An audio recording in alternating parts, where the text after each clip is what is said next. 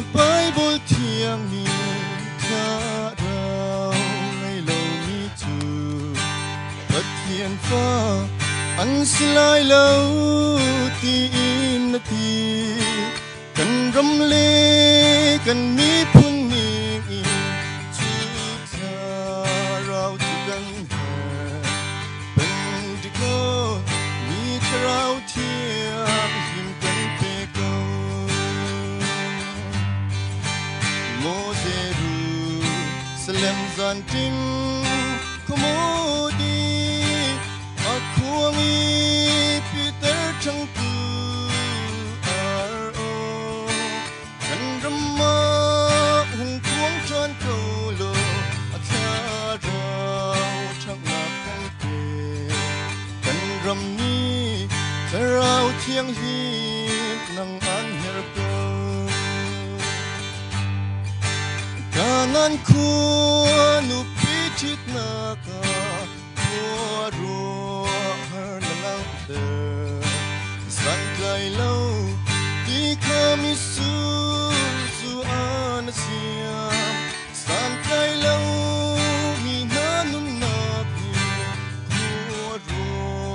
har ingan tian At kami Tarau mi su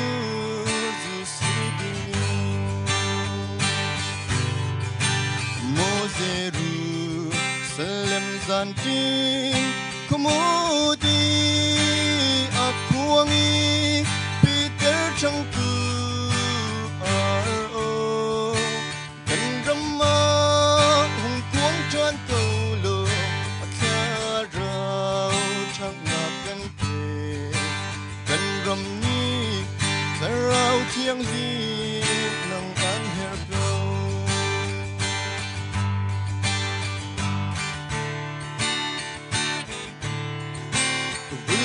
mong tuan đâm lâu mi Israel mi pundi la anh đâm na mau sedang rul o kan ram a say kan tu ma anh tuom lâu mi nun na đâm na ka a at her in hong kiêu chan lo kan đâm ter go Jerusalem zantin komodi akuangi Peter changku aro